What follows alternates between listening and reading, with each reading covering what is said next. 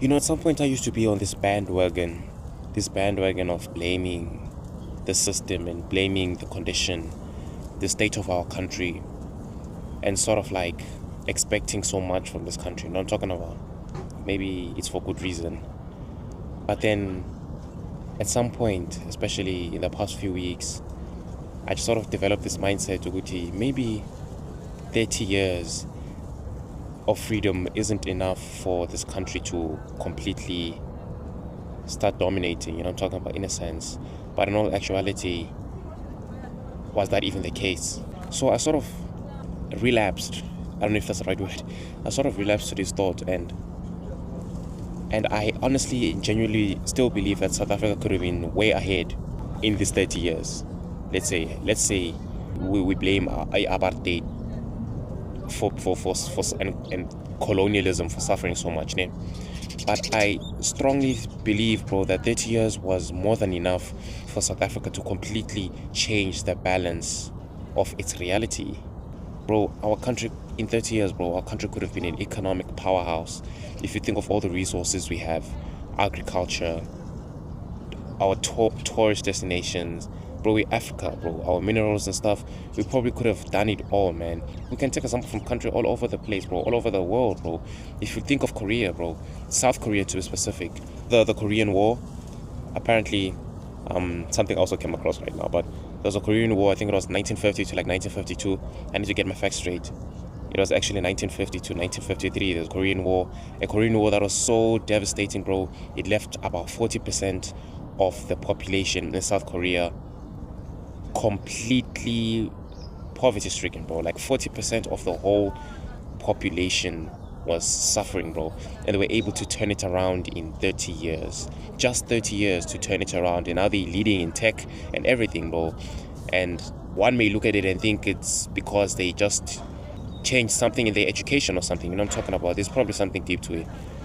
But can't we take the lessons from other countries abroad and sort of apply it to our country? With our resources and our gifts as Africa, our economy could have tripled or literally quadrupled, bro. The unemployment rate could have been less than 10%. I honestly believe it could have been less than 5% too. Maybe I'm just being optimistic. What I'm talking about? But just think of where South Africa is strategically placed, bro. Think of the geography, bro.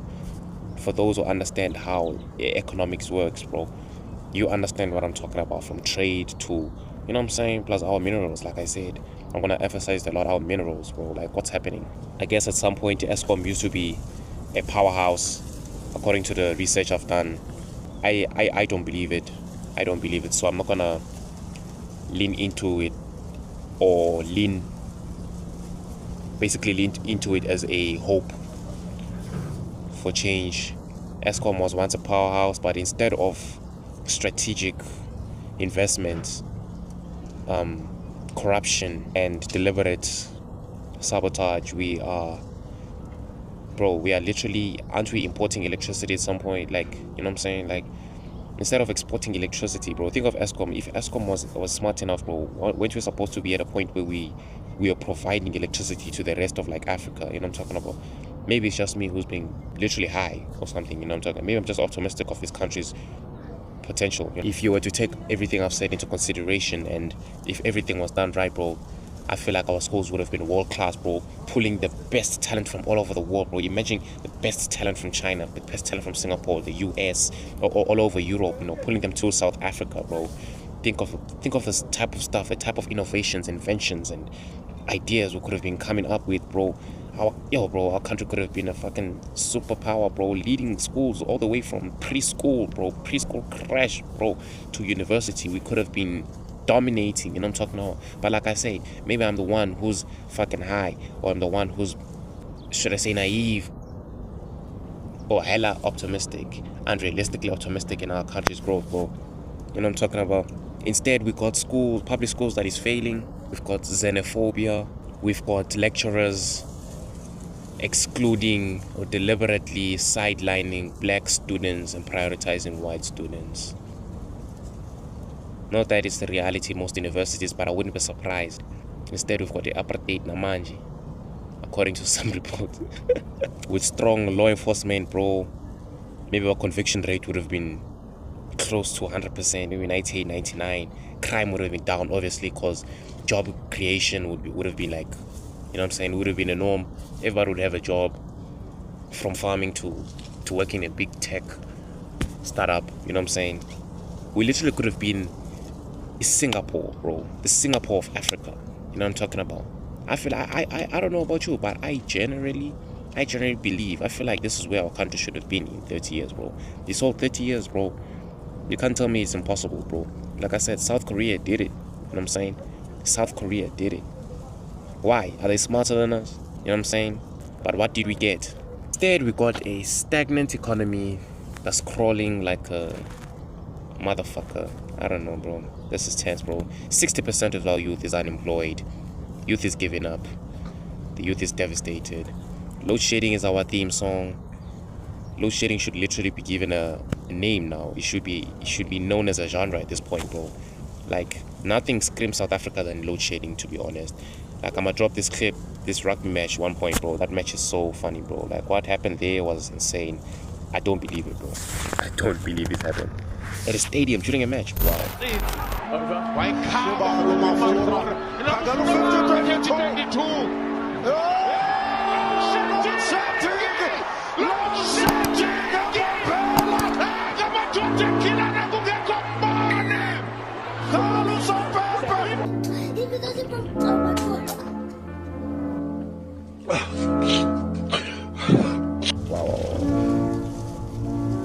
Strongly believe that private schools are not doing any better, lying to us about 100% pass rate, but nothing is changing. So is 100% pass rate even helping anything? That's nothing to be proud of. Kids are dropping out like a miscarriage, literally dropping up and making fat statements, fucking around and getting HIV. I don't mean it as a discrimination or anything. I'm just saying these kids are making babies. I probably should change the way I talk, the way I refer to things. Otherwise, I'm going to get unalived. And we do have talent, we do have skill, we do have intelligent people with great ideas. But who's gonna stick for what's happening in South Africa, bro? Tell you, bro. I'm telling you this, bro. If I was a protege and in tech or something, I would also leave the country. I'm not even lying to you, bro. Like, I'm not surprised these neurosurgeons, these our best cybersecurity specialists leaving the country, bro. Plus, they pay more overseas either way. So we are literally the most dangerous country in Africa, if not the world. Like, South Africa is so good at leading in nonsense. You know what I'm talking about? Don't you have the highest birth rates, the highest STI rates, I think. You know what I'm saying? Highest murder, highest rape, highest, literally, aren't we literally the baby making machine capital of Africa now? Not in a human trafficking way, but we're just leading in nonsense, bro. Nonsense, you know, soft nonsense. You know what I'm talking about? Our state is corrupt. Think of all the state captures and stuff like this that I didn't even know about till like recently. The country is broke and poor, but billions are being stolen every single year. Like, bro, I literally don't understand. I literally, you know what I'm saying? Instead of like moving forward as a country, we are literally moving back. You know what I'm talking about? Every time we make a breakthrough, we're moving back, bro. And we can't always blame the people who are in power right now. But the truth of the matter is that our politicians and our leaders are all into politics, you know what I'm talking about, instead of actually changing the situation like in this country, you know what I'm talking about. We have in politics, we don't have leaders, and nothing is going to change in a while, I guess. I feel like the youth has a potential